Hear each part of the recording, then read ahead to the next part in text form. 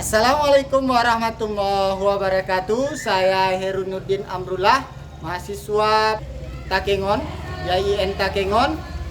Di sini melakukan PPL, video PJBL, YIN Takengon bisa.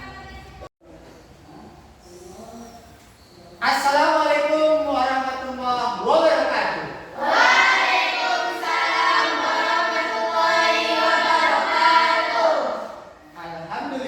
Alhamdulillahirobbilalamin wassalatu wassalamu ala asrofil anbiya wal mursalin wa ala rasulillahi. Bagaimana kabarnya anak-anak pada siang hari yang berbahagia ini? Alhamdulillah, luar biasa, lebih semangat. Ya, alhamdulillah. Ya, sebelum kita memulai pelajaran kita bertakbir dulu kepada Allah Subhanahu wa taala agar setan-setan yang mengganggu di mata kita, di telinga kita pergi. Oke? Takbir. Allah Akbar. Takbir. Allah Akbar. Semuanya angkat tangan. Gerakan tangannya 1, 2, ya takbir. Allah Akbar. Ya. Ada yang nggak hadir hari ini? Alhamdulillah semua hadir. Semoga yang hadir kali ini diberikan ilmu yang bermanfaat. Dan juga harus kita mulai dengan doa. Baik, sama-sama tadahkan tangannya. Kita berdoa kepada Allah Subhanahu wa taala. Bismillahirrahmanirrahim. Rabbi zidni ilman warzuqni fahman. Allahumma allimni rusydi wa ilmi min syarri nafsi. Amin. Kalian anak-anak yang soleh dan luar biasa, di depan kalian ini tangan Ustaz ada di sini sebuah kertas atau ikat yang nanti ini digunakan sebagai hasil untuk anak-anak nanti mempresentasikan kepada kawan-kawannya. Paham? Ustaz akan membagikan nanti. Sebelum Ustaz bagi, Ustaz akan buat pengelompokan. Bisa? Bisa, Ustaz. Anak-anak sekalian, ya kan? Sebelum tadi Ustaz membagi kelompok anak-anak sekalian, Ustaz sudah mengecek dan mendapatkan hasil, dan Ustaz mengelompokkanlah anak-anak sekalian sesuai dengan tingkatannya. Ya, ada tingkatan high, ada tingkatan middle, dan ada tingkatan low. Ya, inilah yang akan kita pelajari pada kesempatan kali ini. Dan Ustaz akan membagikan ikat-ikatnya atau kertasnya yang nanti akan dipresentasikan anak-anak sekalian.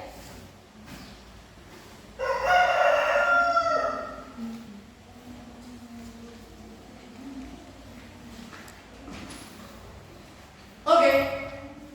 Baik, anak-anak sekalian, di depan Anda semua itu ada 3 buah gambar. Baik, kelompok ini gambar yang pertama sebelah paling kanan, gambar apa itu? Al-Quran, fungsinya sebagai pedoman hidup. Iya, Al-Quran fungsinya sebagai pedoman hidup. Bagus, mantap ya. Gambar ini, gambar yang tengah. Hadis, lengkap dari Al-Quran dalam penjelasannya lebih dalam.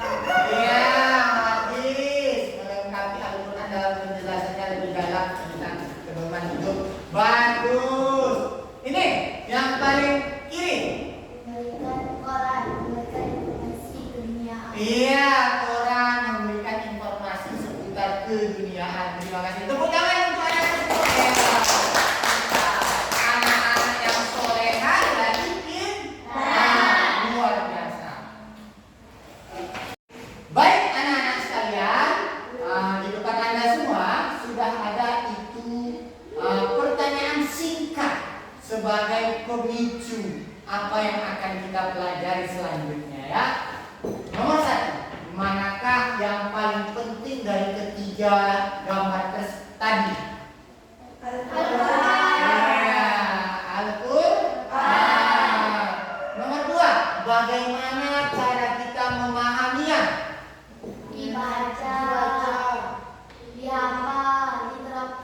Iya, dibaca, dihafal, diterapkan, dipelajari. Ya.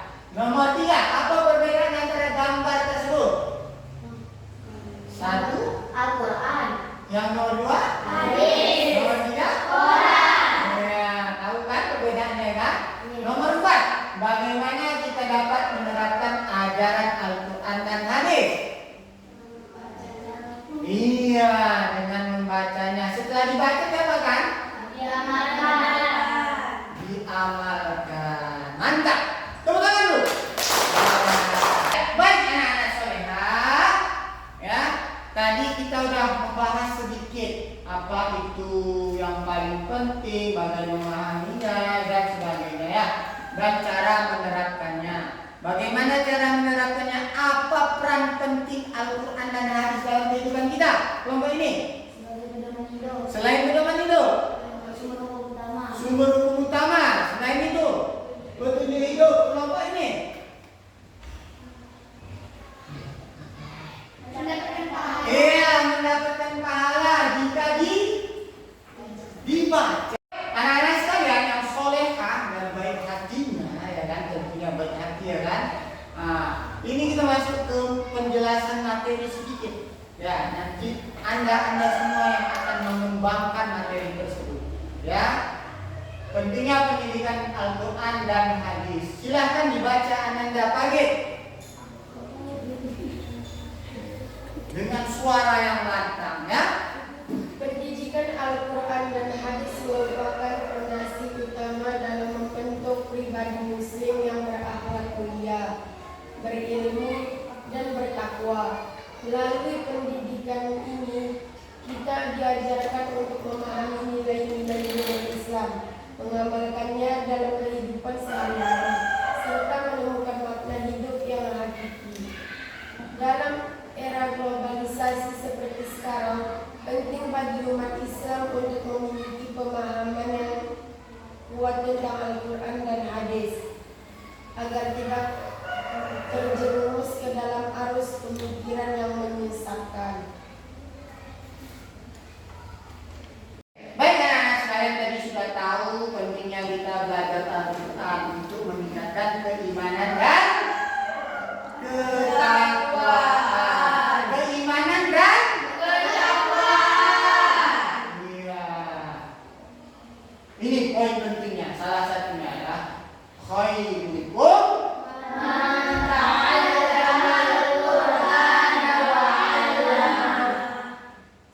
sebaik-baik kalian adalah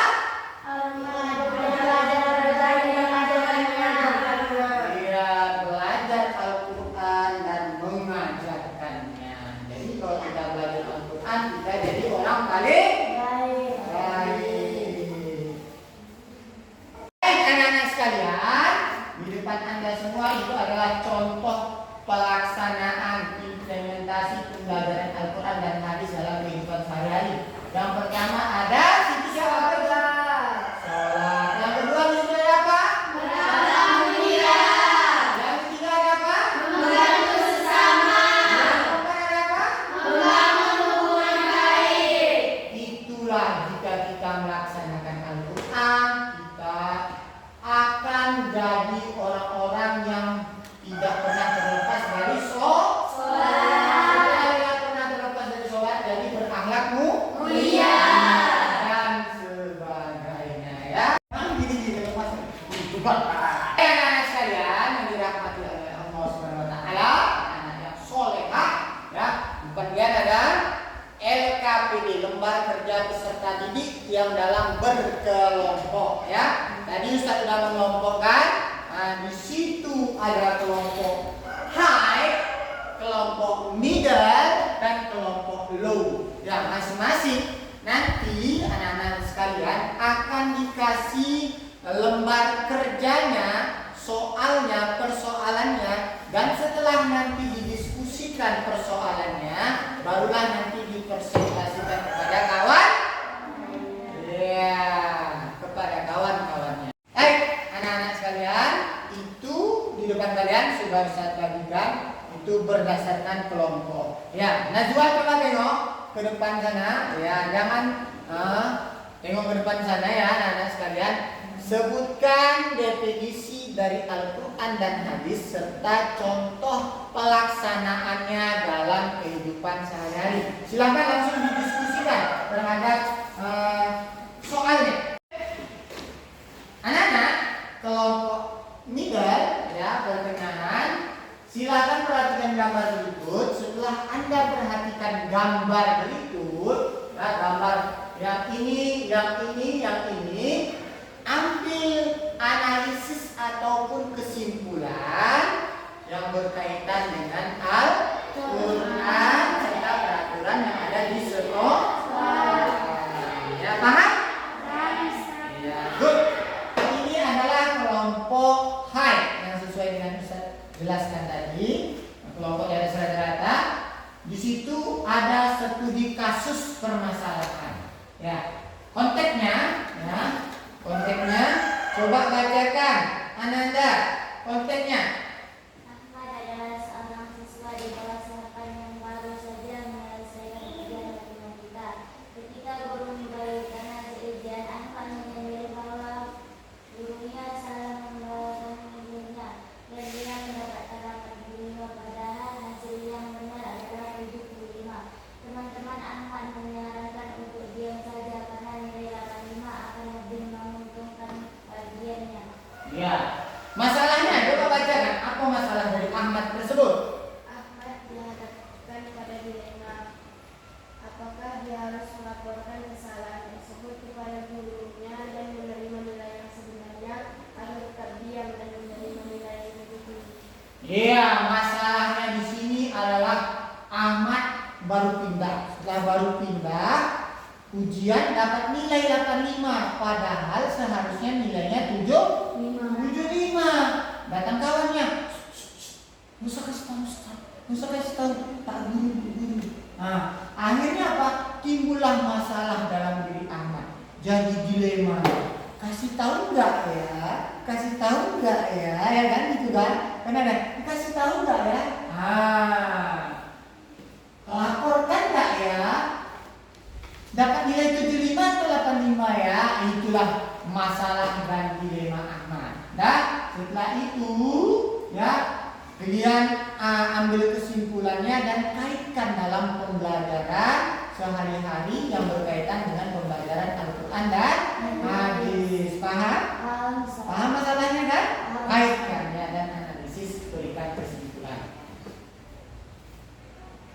Baik, tadi udah Ananda semua diskusikan. Dan sekarang Ustadz mau ingin kalian apa sih hasil diskusinya?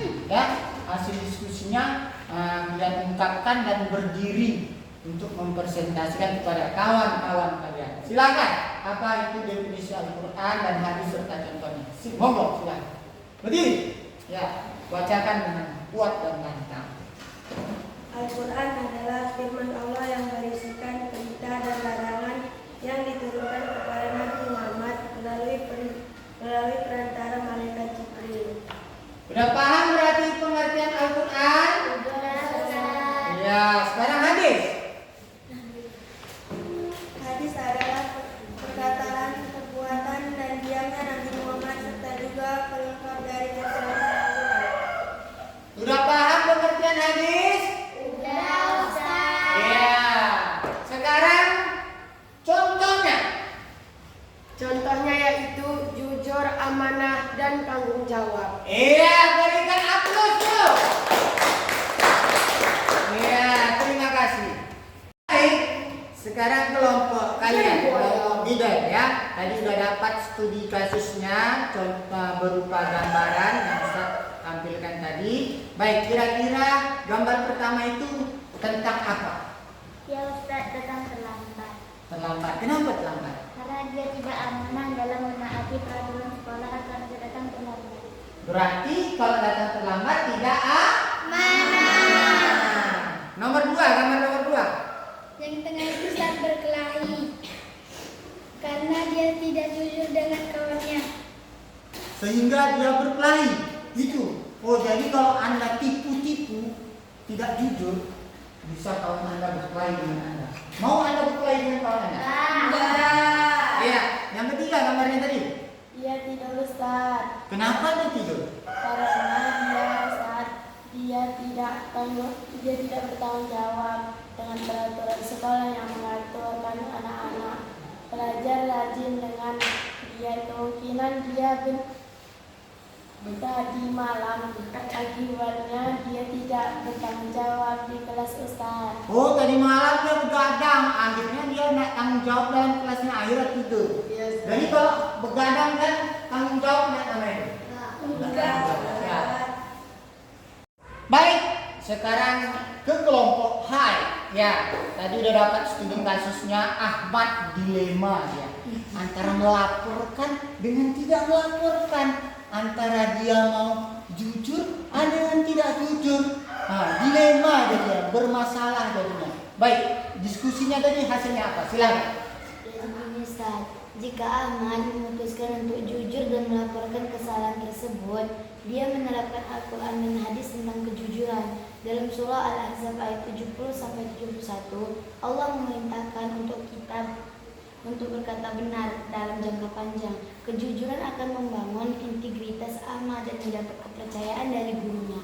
Jika dia tetap diam, mungkin dia mendapat manfaat sementara, tetapi dia telah melanggar prinsip kejujuran dan ini bisa merusak karakternya di masa depan. Iya, ada istilahnya tuh asidik. Apa artinya asidik? Jujur. Jujur.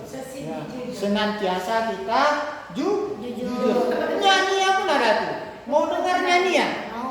Anak solehah sekalian, ya, kita sampailah pada kesimpulan, sesi kesimpulan. Tadi anak-anak sekalian sudah mengatakan yang ini seperti Ustaz, definisinya ini, hadis ini, contohnya ini. Yang ini sudah menjawab tadi tentang kasus-kasus yang ada dalam tampilkan tadi, agar seperti ini, agar tanggung jawab, agar jujur dan sebagainya. Yang ini juga udah dikasih kasus dilema ya, antara melaporkan dengan tidak melaporkan. Akhirnya mereka mengatakan inilah jawaban hasil kelompok kami. Beri dulu aplaus untuk semuanya.